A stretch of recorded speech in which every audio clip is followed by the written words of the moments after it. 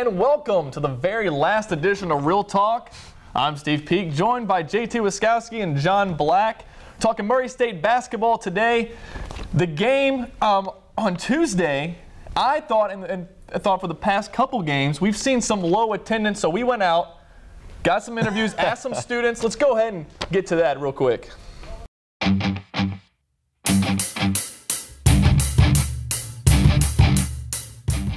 After that long sellout streak last year, the Racers have yet to sell out a game at the CFSB Center for the 2012-2013 season. With Bethel coming here tonight, let's see if that can change, and let's ask some fans when they expect the first sellout of the season to happen.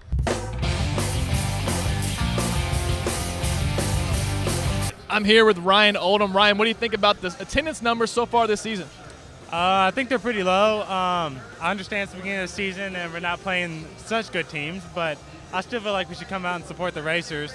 Another thing I think that's affecting it is maybe the tickets coming and getting them. You know, like I know last year it was really full and busy, but I feel like they should just allow them to use your ID to get in. And then once they get full enough where they don't feel like they can hold the capacity, then make them go get the, the little ticket. That is a good point. I just had trouble with that just now, so really good point.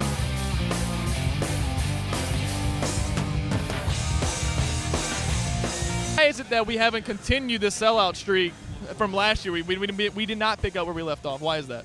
Well, I mean, obviously if you go undefeated one season and you lose a game, you're going to lose that, appeal.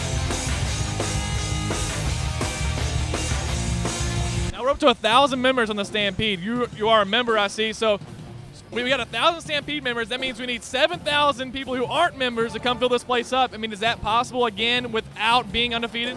Absolutely. We got Isaiah Cannon, who's one of the best guards in the country, so that should be enough publicity to get people out. I mean, you got a guy like Isaiah Cannon and Ed Daniel, two guys who could potentially play in the NBA. Why aren't people wanting to come watch them play, no matter who the opponent is?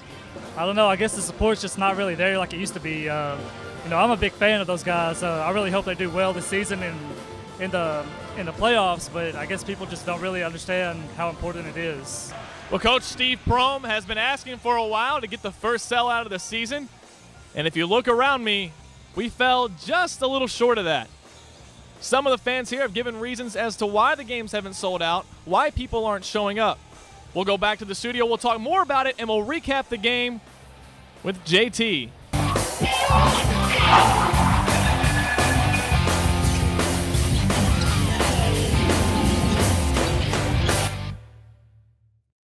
First off, Isaiah Cannon showing shades of Michael Jordan versus Brian Russell in that last clip. I thought that was really cool. But guys, back to the attendance. And John, you've been around Murray State basketball longer than either of us have. How has the attendance changed over the past few years? Well, I mean, I don't want to say we have fair weather fans, but it seems if we do better in the season, we get more attendance.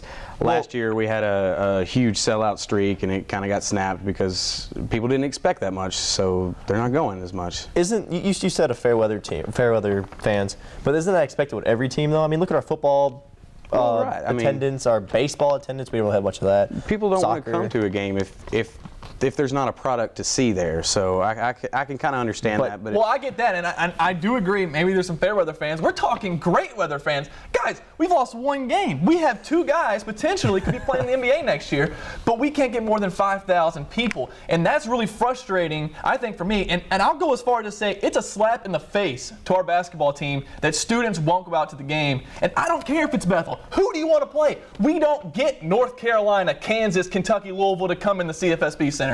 Well, I'm not coming for playing Bethel. Well, who do you want? The best team we're going to play this year at home? Old Dominion, in my opinion, for out of conference. And you get in conference, we got Belmont, Tennessee State. But who do you want us to play? I mean, like you said, I don't know if Kentucky really wants to come here and play, though. I mean, they won't. They're not doing very well now. But like you said, Old Dominion, we did beat them, and we still didn't sell at the bank.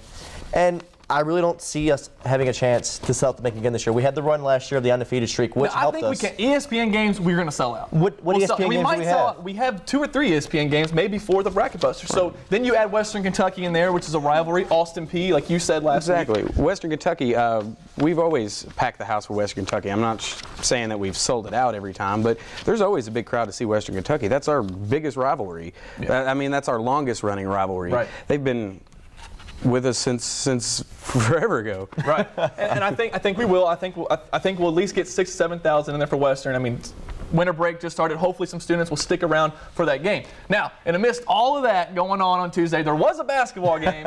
We do have highlights. Let's get to those. We'll talk about the game versus the Bethel Wildcats at the CFSB Center on Tuesday.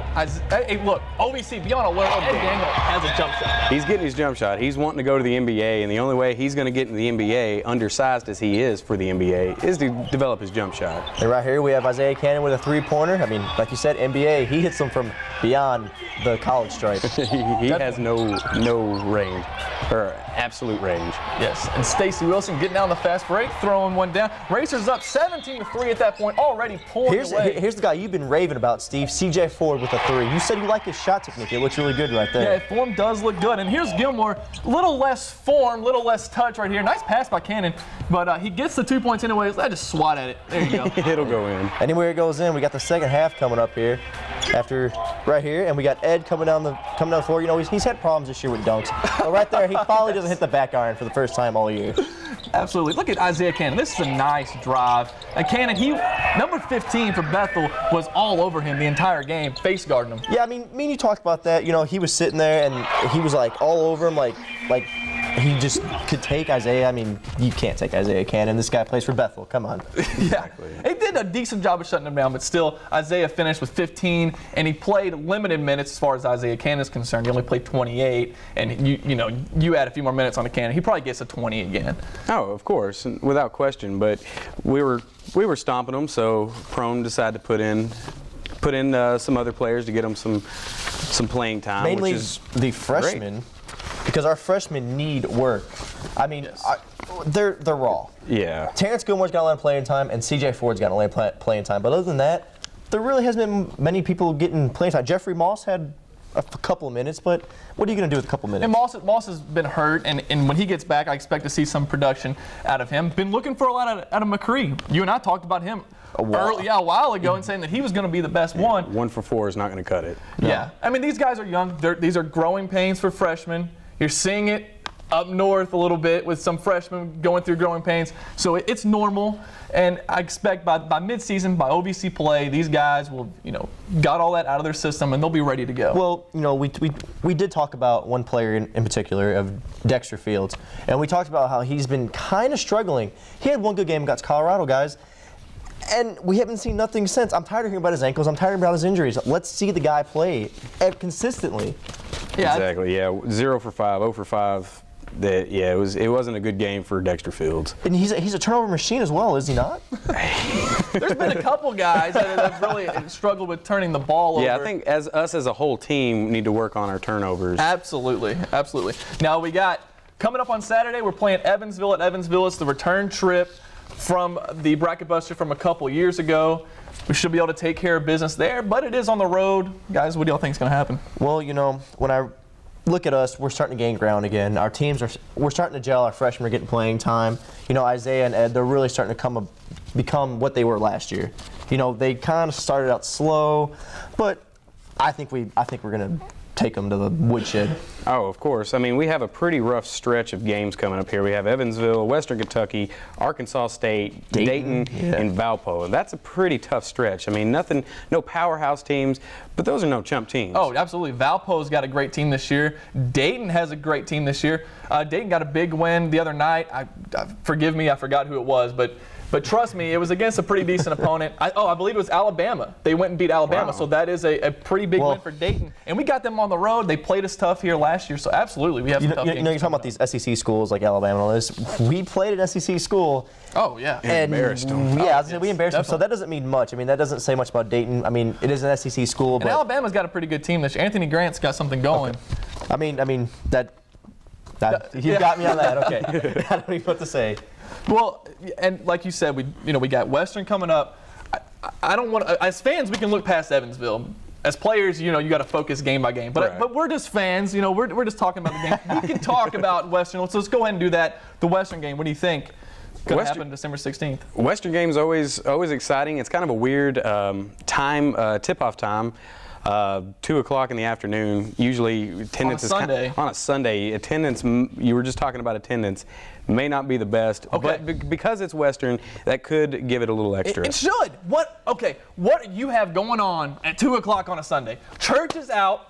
It's not like it's Saturday night. You got all these other things playing in Murray, Kentucky. You're going to go clubbing in Murray. You got all that to compete with. You got the beach. I forgot about all that's going on in Murray, Kentucky. Jeez. Dayton game last year, same time, Sunday at 2. And I was thinking this is our best out-of-conference home game. This is before St. Mary's was added to out-of-conference. What did we do? 4,000. Hardly anybody in the student section. I'm like, it's 2 o'clock on a Sunday. Where's everybody at? I don't think that's an excuse. I think that helps us. What else we got going on Sunday at 2? Well, I mean, we have the NFL. I forgot that our Murray NFL team was playing that. Yeah, we got the. Well, actually, they're out of the playoffs, but. You talking about the Titans? No. Or the Rams? Or no, the Racers. Oh, we're talking. Okay, well, I forgot. Speaking of which, Casey's trying out for the NFL. Just for your fans at home, that we haven't talked about football in a while. which is also exciting news. Of course. Yes. But I mean, did you pick a score for the Western game yet? We still thinking about it? What are you going to take? Give me your take first. I think with it being at home, I'm expecting a large crowd. I hope you're expecting a large crowd. I am. Okay, look, I know what I've said, and I will give fans a little bit of the benefit of the doubt that it was Bethel. It was an NAIA school. The Bethel coach, our Bethel women's coach, we talked to him, and he was like, "This is great for an exhibition game." I didn't have the heart to tell him this is not an exhibition game. This game actually counts for us. So what are they, 10-2 now? They were 10-1 going in, so they leave 10-2. I'm still expecting a big crowd for the Western game, and I think with the fans getting behind the players, I think Murray State wins. Now, look, we beat Bethel by 22, and people were saying, "You beat an NAIA school only 22 points." Well, what I love about Steve Prohm, and I know you're getting ready to say it. Steve Prohm pulls his starters out when the game's out of reach. Yeah. No reason to risk injury. Exactly. We don't need Isaiah Cannon to beat Bethel. I mean, we need Isaiah Cannon to beat a lot of teams, but we don't need Isaiah Cannon to beat Bethel, and it would be absolutely heartbreaking if he hurts himself during Bethel. So yeah, take him out. So I think that Murray State gets the win versus Western. I'm hoping it's a 20-point blowout. That'd be a lot of fun. I'm thinking 10, 15 points. Alrighty, well, appreciate it, guys. Stay tuned for more MSU Tonight on the way. It was fun. It was fun. It was our last show. We can fade down.